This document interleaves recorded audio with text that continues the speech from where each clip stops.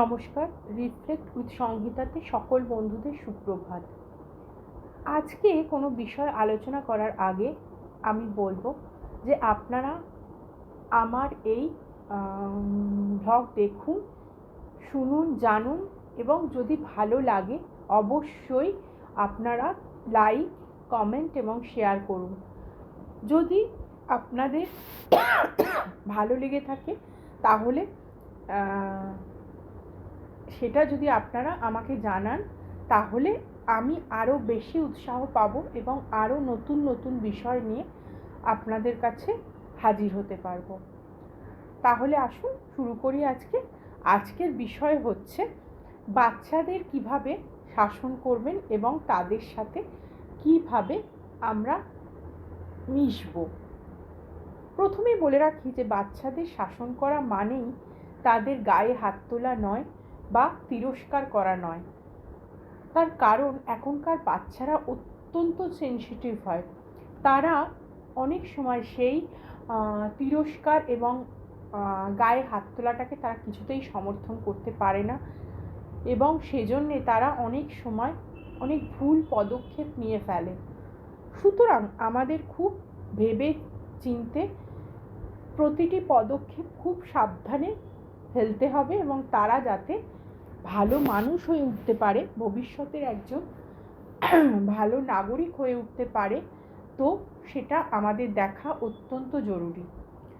তো সেই জন্য আমাদের যেটা করতে হবে সেটা হচ্ছে প্রথমেই বাচ্চা যদি কোনো ভুল করে থাকে তাহলে তাকে প্রথমেই আমরা বকুনি না দিয়ে তাকে প্রথমে আমরা বোঝাবার চেষ্টা করব, গায়ে হাত তুলব না, তাকে বুঝিয়ে বলবার চেষ্টা করব যে তুমি যে কাজটা করেছো সেটা তুমি ঠিক করোনি এবং পরবর্তীকালে তুমি এই কাজটা করো না। এবার যদি সেই সামান্য কথাতে যদি কোনো কাজ না হয় তাহলে তাকে একটা ছোট পানিশমেন্ট আপনারা দিতে পারেন। সেটা হচ্ছে, ধরুন আপনি কোনো একটা তার প্রিয় খাবার বানালেন, কিন্তু সেই খাবারটা আপনি আপনার বাচ্চাকে দিলেন না এবং বললেন যে আজকে তুমি এই অন্যায় কাজটা করেছো, তাই তুমি তোমার প্রিয় ডিশটা তুমি আজকে পাবে না। তুমি যদি ভালো কাজ করো তাহলে নিশ্চয়ই আমি আর একদিন তোমাকে এই ডিশটাই আবার তোমাকে আমি বানিয়ে দেবো। এরকমভাবে আপনি বলে দেখতে পারেন বুঝিয়ে। আর তাছাড়া ছোট ছোট ছোট যে সমস্ত মূল্যবোধগুলো তার মধ্যে আস্তে আস্তে জাগিয়ে তুলতে হবে এবং তাতে যদি সে রেসপন্স করে তাহলে আপনি বুঝতে পারবেন যে আপনার এই পদ্ধতিটা ঠিকভাবে কাজে লাগছে।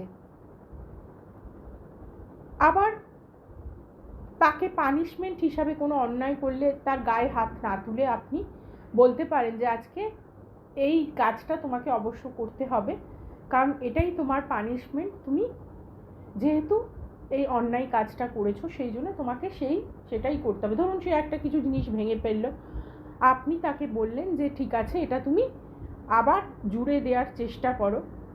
দেখো সম্ভব অনেক সময় হয়তো নাও হতে পারে, কিন্তু সে তো চেষ্টা করবে জুড়ে দেবার। তুমি যদি এটা করো তাহলে তুমি তোমার পছন্দ মতো কোনো জিনিস পাবে, বা ধরুন কোনো জায়গায় তাকে নিয়ে যাবেন, সেই জায়গাটা তার খুব পছন্দের, সময় পেলে নিয়ে যেতে পারেন।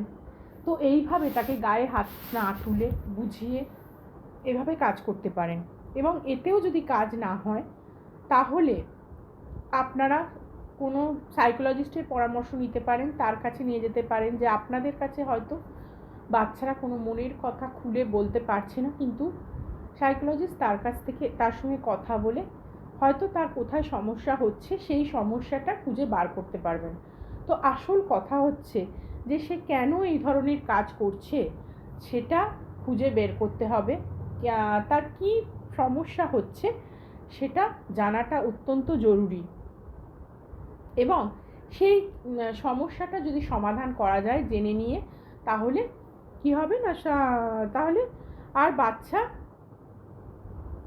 সেই কাজটা আর সমস্যাটা যদি সমাধান করা যায় তাহলে বাচ্চার নিজেরও উন্নতি হবে এবং মা বাবাও তাতে শান্তি পাবে যে হ্যাঁ আমার বাচ্চা এই অসুবিধের জন্য এরকম করছিল।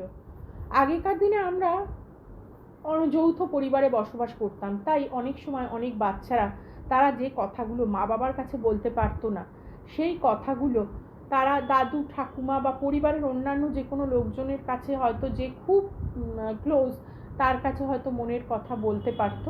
তখন অনেক সমস্যার খুব তাড়াতাড়ি সমাধান হয়ে যেত। কিন্তু বর্তমান যুগে আমরা সাধারণত মা বাবা সন্তান এই গণ্ডির মধ্যেই আমাদের থাকাটা সীমাবদ্ধ থাকে, তো সহজেই বাচ্চারা মা বাবার কাছে অতটা সহজ হয়ে উঠতে পারে না। সুতরাং এবার আমি বলবো যে কিভাবে আমরা মিশবো বাচ্চার সাথে।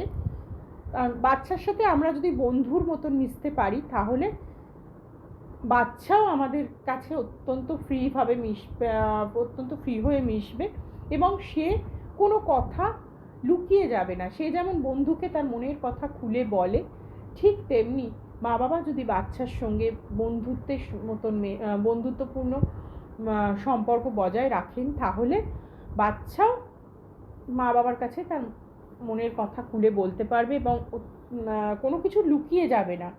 তার ফলে বাচ্চাকে হ্যান্ডেল করাও সুবিধে হবে, যে হ্যাঁ সে কী প্রবলেমে পড়েছে সেটাও যেমন জানা সম্ভব হবে, সেই সমস্যার সমাধান জলদিভাবে করা যাবে সব কিছু দিক দিয়ে, এবং বাচ্চাও খুশি মনে থাকবে, মা বাবাও খুশি মনে থাকবে। তাই কোনো কিছু বলা করার আগে অনেক ভেবে চিনতে ডিসিশন নেওয়া উচিত, এবং বাচ্চা যাতে কোনো রকমের অসুবিধার সম্মুখীন না হয় সেটাও মা বাবার দেখা দরকার। তাকে সময় দেওয়া উচিত, এবং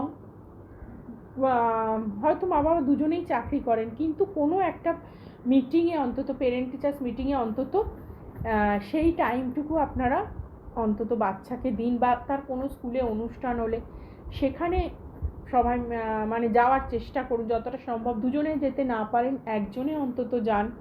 তো এইভাবে বাচ্চার বিশ্বাসটা গড়ে তুলুন, এবং ছোট ছোট যে সমস্ত মূল্যবোধগুলো আছে সেগুলো বাচ্চার মধ্যে ঢুকিয়ে দেবার চেষ্টা করুন, বিভিন্ন রকম কাজের মাধ্যমে, যে সে যাতে মূল্যবোধটা বুঝতে পারে।